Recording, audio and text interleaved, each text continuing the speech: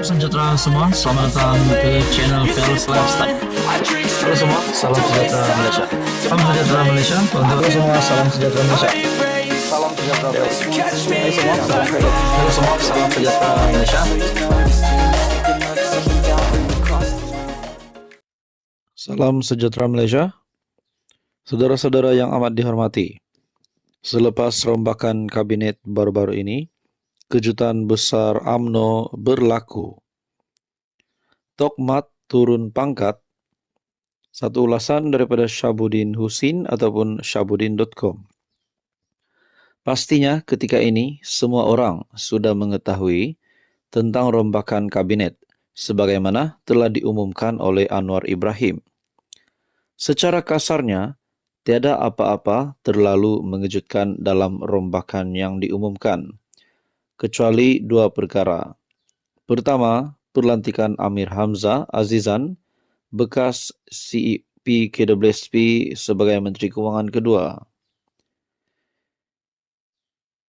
Ini kerana yang disebut-sebut sebelum ini paling sesuai menjadi Menteri Kewangan kedua ialah Johari Ghani, seorang naib Presiden UMNO, serta pernah memegang jawatan tersebut ketika era pentadbiran Najib Razak. Johari bagaimanapun diberikan jawatan Menteri Perladangan dan Komoditi. Mungkin pengalaman Johari dalam dunia korporat dan sebagai bekas Menteri Kewangan kedua sebelum ini lebih diperlukan untuk memantapkan sektor perladangan dan komoditi negara. Cumanya diharapkan Amir Hamzah berdasarkan pengalamannya itu mampu memberi sumbangan yang bermakna kepada kerajaan melalui jawatan yang baru. Perkara kedua yang boleh dikira mengejutkan ialah pertukaran kementerian yang disandang oleh Timbalan Presiden UMNO, Muhammad Ahsan ataupun Tokmat.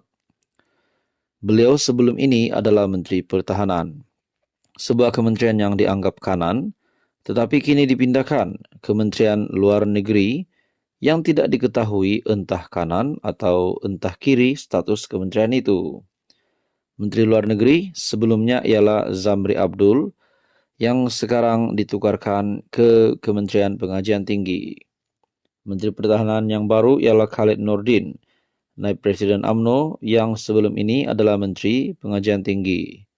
Dalam rombakan ini bermakna Khalid selaku naib Presiden UMNO, jawatan nombor 3 dalam parti, diberi tanggung jawab menerajui Kementerian Pertahanan, sebuah kementerian yang dianggap kanan, manakala Tokmat, Timbalan Presiden UMNO, pemegang jawatan nombor 2 dalam parti, dipindahkan untuk menerajui Kementerian Luar Negeri, sebuah kementerian entah kanan, entah kiri.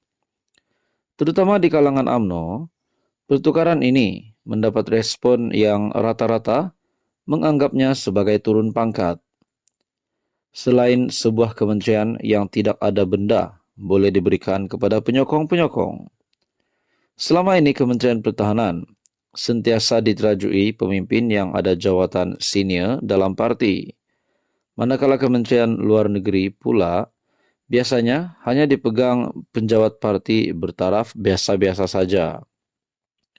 Dalam hal ini ada yang mengatakan pertukaran Tokmat bertujuan untuk menyibukkan beliau dengan urusan di luar negeri serta kekerapan mengiringi lawatan-lawatan Perdana Menteri, sekaligus menjarakkannya dengan aktiviti serta urusan dalaman UMNO yang akhirnya tidak mustahil akan melemahkan kedudukannya dalam parti. Ia dikatakan ada kaitan dengan komen yang diberikan selepas keputusan buruk diterima UMNO dalam PRK Kemaman baru-baru ini. Dalam reaksinya, Timbalan Presiden UMNO tersebut dipetik sebagai berkata, keputusan di Kemaman adalah jelas bahawa UMNO masih jauh untuk berjaya dalam mengembalikan semula kepercayaan orang Melayu terhadap parti itu. Katanya lagi, tugas mengembalikan kepercayaan itu adalah tugas sukar tetapi bukan mustahil. Dan UMNO mesti menerima realiti orang Melayu masih jauh dari mempercayai parti itu. Kenyataan beliau dilihat bertentangan dengan kenyataan Zahid yang mengatakan kekalahan BN di Kemaman adalah disebabkan pengundi putih tidak keluar mengundi. Soalan penting, masih adakah masa depan untuk Tokmat dalam UMNO selepas ini? Mungkin banyak lagi spekulasi yang kita boleh timbulkan melalui persoalan-persoalan ini.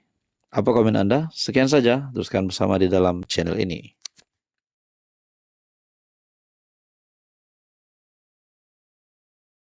Halo semua, salam sejahtera Malaysia, tuan-tuan dan bapak yang saya amat hormati. Kita kebelakangan ini mendengar peralihan sokongan daripada pembangkang ataupun Perikatan Nasional terhadap Kerajaan Perpaduan. Setakat ini yang sudah dapat disahkan, yang confirm sokong Kerajaan Anwar Ibrahim menyatakan sokongan adalah 5 ahli parlimen bersatu ataupun Perikatan Nasional.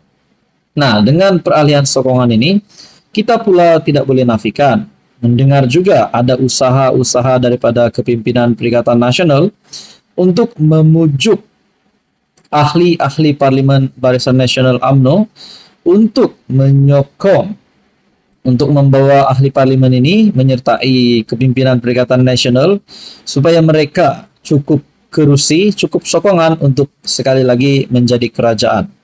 Nah, tuan-tuan dan puan, kita mendengar kebelakangan ini 5 ahli parlimen bersatu yang menyatakan sokongan terhadap kepimpinan Kerajaan Anwar Ibrahim. Adakah kita juga selepas ini tidak mustahil akan mendengar?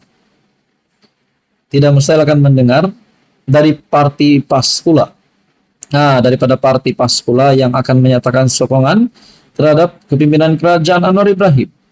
Mungkinkah ada ahli-ahli parlimen PAS yang akan menyatakan sokongan terhadap kepimpinan kerajaan, menyatakan sokongan terhadap Anwar Ibrahim seperti mana yang dilakukan oleh 5 MP bersatu. Dan mungkin juga sebab yang sama kalau ada mereka akan lakukan ataupun menyatakan sokongan terhadap Anwar. Kalau ada, mungkinkah sebab yang sama seperti yang dinyatakan oleh 5 MP bersatu? Sudah pasti ini pertama berkaitan dengan peruntukan bagi kawasan masing-masing. Jadi kita boleh lihat PRU 16 akan diadakan pada 2027. Jadi ada berbaki beberapa tahun lagi, 3 tahun lebih rasanya. Jadi kalau sepanjang tempo 3 tahun itu peruntukan kurang, bukankah lebih banyak MP akan menyatakan sokongan terhadap kerajaan? Mungkin bukan saja daripada PAS, tetapi bertambah-tambah lagi daripada bersatu. Nah, saudara-saudara, itu menjadi persoalan. Tapi sebelum ini saya juga mendengar bahwa UMNO Johor membuat pendedahan. Terdapat pujukan daripada kepimpinan Perikatan Nasional untuk memujuk ahli-ahli parlimen UMNO di Johor untuk menyokong Perikatan Nasional. Sudah pasti ini adalah langkah yang baru untuk menebuk atap lagi. Tapi bagi saya sebagai rakyat Malaysia, kita nantikan saja pada PRU 16. Barulah kalau nak kalahkan Anwar Ibrahim, kalau nak kalahkan kerajaan, bukan hari ini tetapi pada PRU 16. Saudara-saudara, tuan-tuan dan puan, apa komen Anda? Teruskan bersama di dalam channel ini untuk info yang seterusnya. Jangan lupa share video ini, Anda juga boleh like dan tekan butang subscribe.